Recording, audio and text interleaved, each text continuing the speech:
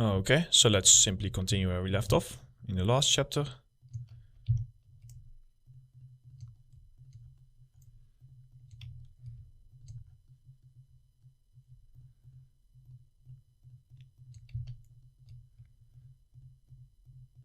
So this isn't the most interesting part, but I did want to leave it in. I do not like time-lapsing this kind of stuff because even though it would be easier for me, it's still, yeah, I've heard many times that people just prefer having this in real time just so that they can really see. Because who knows, even though this tutorial is for intermediate modelers, like people that have already touched the programs and already know what everything means a little bit, I know from experience for myself that me as a beginner, I was still following intermediate tutorials, and I just want to prepare some people who are like that, who are also just complete beginners but just want to dive into the deep, that they can just follow along, and over time they will get it, even though they might not understand it at the very beginning what I'm talking about. Over time, just by looking at and seeing how it's done and how everything fits together, you can make up your own mind, and yeah, you can kind of get where we're going at. That's why I prefer to also show things rather than try to explain them as if I'm a technical artist, because I'm simply not a technical artist. I know it works. I know roughly how it works for most topics and everything, but I wouldn't be able to tell you like the science behind it, on exactly how it calculates and how everything works and all that kind of stuff. But that's not needed unless you become a technical artist and you're planning to allegedly write the tools, like write plugins and shaders and whatever and all that stuff. Yeah, then maybe it's pretty smart if you know what you're talking about. But for this kind of stuff, it's, yeah, as long as you know that, as long as you can use the tools to your advantage, that's the main thing. Oh yeah, those ones I was going to wait with just because they are a bit more annoying, and I don't know how I'm going to do them yet, but I have an idea. But I first just want to go ahead and just focus on like the sides. It might feel like a lot of pieces, but really it's not so much about the amount of pieces. It's more about like saving the seams and everything. Because I've made models with, God, you would know, thousands and thousands of UV islands in it. And it's all about just knowing what they do and how where the seams are and all that kind of stuff. And luckily, nowadays you have Substance Painter. And when in the days of Photoshop, it was a whole lot more annoying to find the seams in Photoshop and try and hide them and paint over them and continue your strokes and everything. But luckily, with Substance Painter, because you are literally painting on a 3D model, it doesn't really matter. You can just keep continuing your strokes, and it's pretty amazing. Like, although the Photoshop times are very long ago. I think I was in the Photoshop times for around 1 year, one or 2 years before Substance Painter and Marmoset and all those things started to become very popular. So I still know what it was like, but I wasn't like one of those artists that spent 10 years working in Photoshop and knows like the back of their hand and just all of a sudden need to relearn Painter. Like, I was still a student myself when Painter came out, but I'm very glad that I got like the basics of Photoshop, because Photoshop looks a lot like Painter, or the other way around, whatever you want to say, and it will really help you just understanding how everything fits together. But we will go over that later on. Right now I'm just we're gonna finish these unwraps, pack them all together. Then we're gonna probably do like the paper box. And once we've done that, what I want to do is I want to first of all focus on actually texturing all of these pieces. So baking and texturing it. And once everything is textured and baked and it's all placed together, because that's important thing, because we first need to have our palette placed and everything piled up on top of each other. And then we can go ahead and we can start with the plastic. Plastic is going to be easy. And then we are going to start with the straps. Straps are going to be probably a bit more trickier, but we will see how that will end up.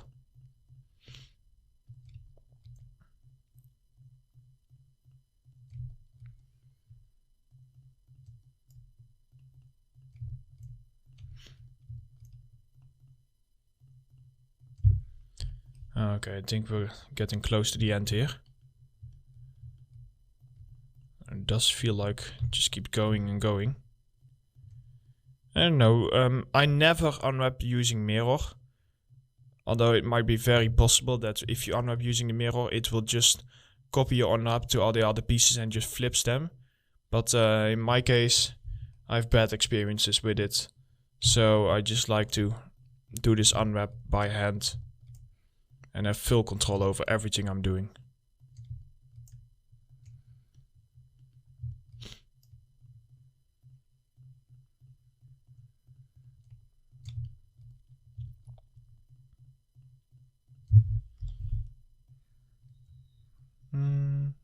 Did we do? Ah, we still need to do this one. I was hoping that we already did this one, but yeah, I'm not the biggest fan of unwrapping myself. It's yeah, I find it a bit boring. It is just puzzling, but compared to modeling, I find it not the most exciting thing to do.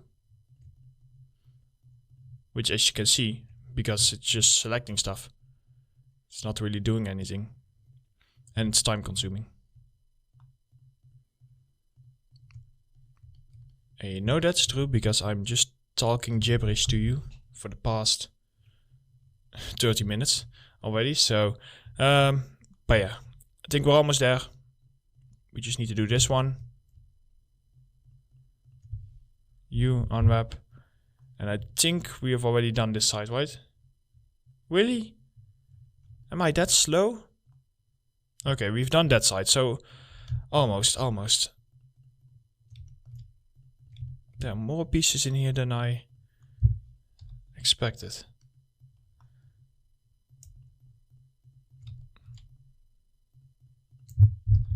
Unwrap, and don't forget, because this is a small one, we can just already do the top. We don't need to wait with that.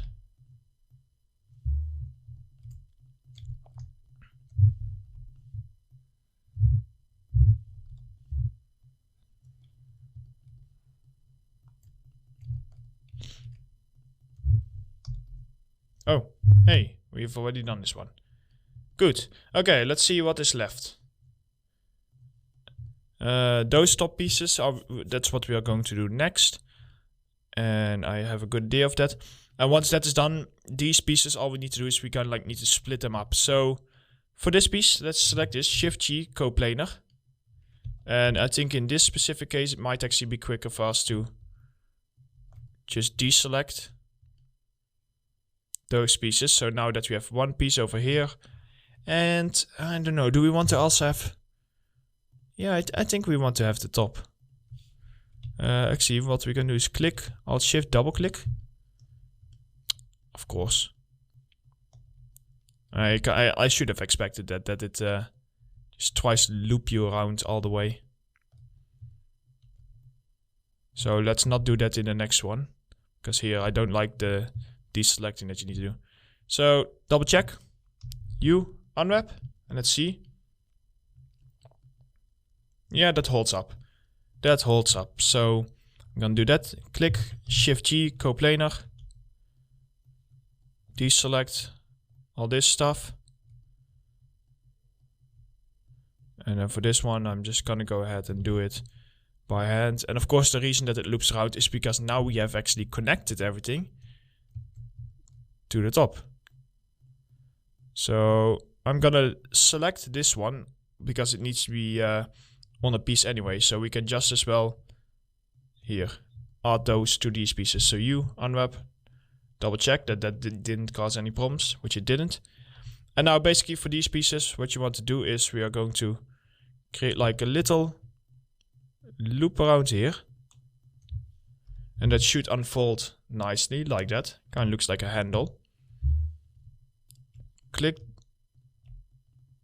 and double click around here.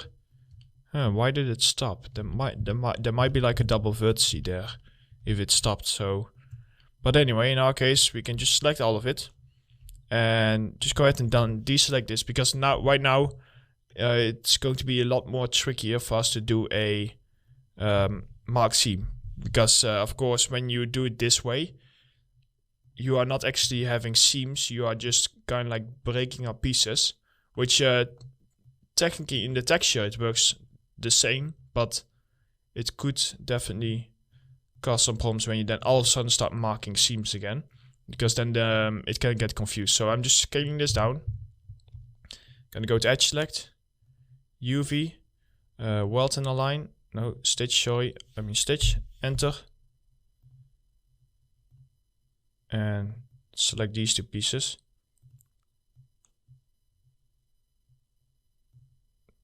Don't know what it's doing now. Come on, select this, and let's just go ahead and it doesn't like me moving this. No, it does not like me selecting the one vertex. There we go. Just in case. Okay, so we have done it that way. Now I just need to see, and this one we still need to do. So let's do the same on this side, and then this should be done. Mark seam. Okay, so let's just double check if we did everything right by selecting the rest. Yeah, see, here there's a face here. Don't worry, we can simply remove that later on. We don't need to worry about that right now. So you do need to worry about this. We need to do this all over again, like a bunch more times. So let's start with this. Shift G, coplanar, deselect. Oh, that was a pretty good deselect. I'm gonna see if I can like drag select just to speed things along a little bit. But it's such a thin piece that it's a bit tricky to do. Like me sitting exactly on the right angle already takes me just as much time as just selecting it. So, but yeah, this one is fine. Let's go ahead and now go to the inside over here. And I'm also gonna do like a different technique for this inside, because that's taking too long. So, but first click Shift G, coplanar.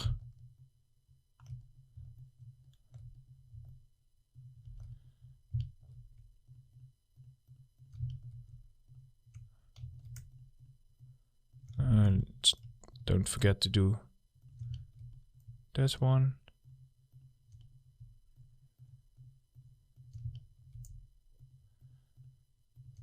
You mark seam, or you unwrap, I mean. We've already done that side. Have you already done this inside? No, we've not. So let's just go ahead and do this one.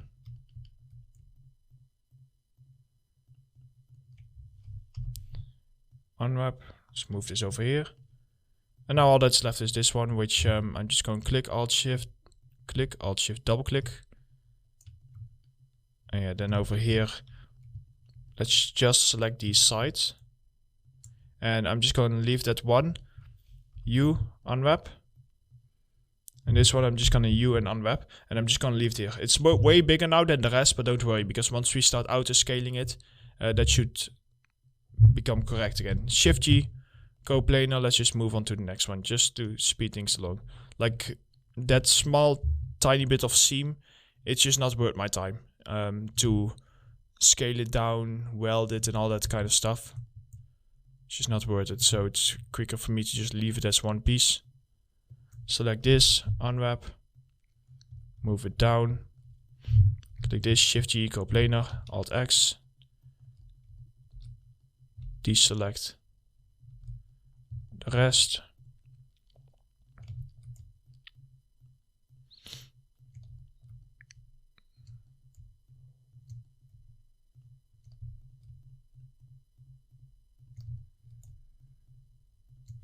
U, mark seam.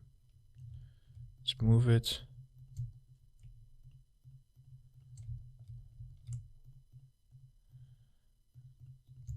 Just do the insides over here and on the other side. And after this we only have one more to go. And then we're almost done with this crate. And the next crate should be probably easier, I think. Like, even though it's bigger, the shapes are quite a bit easier. Click Alt Shift. Click Alt Shift. Doesn't always loop around. It sometimes thinks you want to go in a different direction. U, unwrap, click, U, unwrap. There we go. One left. Shift G, coplanar. Same thing as before again.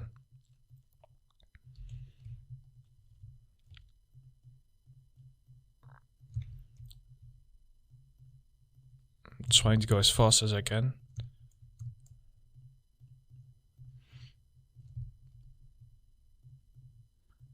Just not waste too much of your time. So unwrap that one. Click Shift G, coplanar.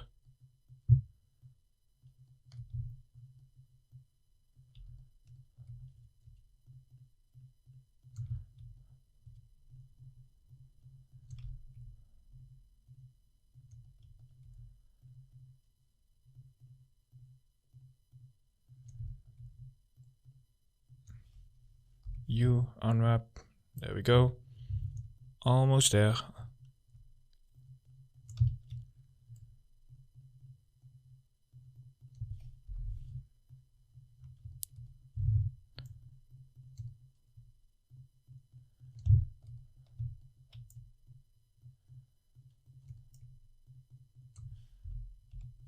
Unwrap this one. Okay. And now all we need to do is just this inside. Click, Alt Shift, double click. Click. And the way that you can control which way to go is just click very close to the same edge. In case you didn't know that. Like if you click in the middle of the edge, it will try to go and select the opposite direction. Which we of course do not want. So this one. Unwrap this one. Oh, my neck hurts from this. Just looking at it. Okay, finally. So now that we've selected this, all that we have left is this. Basically for this one, what we're going to do is we are going to split it up into 2 pieces. And once we have done that, like the resolution should be fine. So I'm going to split it up from, oh, hold on. Deselect all of this. Just do a U and an unwrap on that entire piece. I'm just gonna see, let's do Shift L. Oh, sorry, Control L. Control L. Okay. Then what is this? It has unwrapped a tiny extra piece. I have no idea where it is. Is it like on the inside? It is a random face on the inside. What you can do is you can simply delete it over here. Because we do not need those. Looks like there's 2 more. Oh yeah, on those sides. So simply select them, delete them. And actually now, once we're here, we can just as well also delete these few faces. And then we'll just do like a merge vertices that are by distance after this, just to make sure that everything is merged together. It shouldn't actually affect our UVs. So, what I was saying, this piece, let's go ahead and let's end it up here. So it will go around this side and then we will end it down here. Just deselect that and then you can just go ahead and like deselect one side of it completely. And then U and unwrap, and that should give us, although it might look funky, it should give us like a nice loop. Is that enough? Or do we want to split it up even more? I think resolution wise we might want to split it up even more. Now the cool thing about Blender is that, or cool thing, sometimes it's cool, that nothing is actually connected. So we can simply select this and we can simply here deselect that and then it becomes its own little piece. Same over here. Now for the next thing we're gonna go ahead and, so if you see this, you accidentally pressed Alt X, which is what I did. I have no idea what's happening here. Come on. There we go, thank you. Okay, anyway, let's unwrap this. And once again, just like deselect part of it. Move this. Select this side. Yeah, that's looking good. And move this.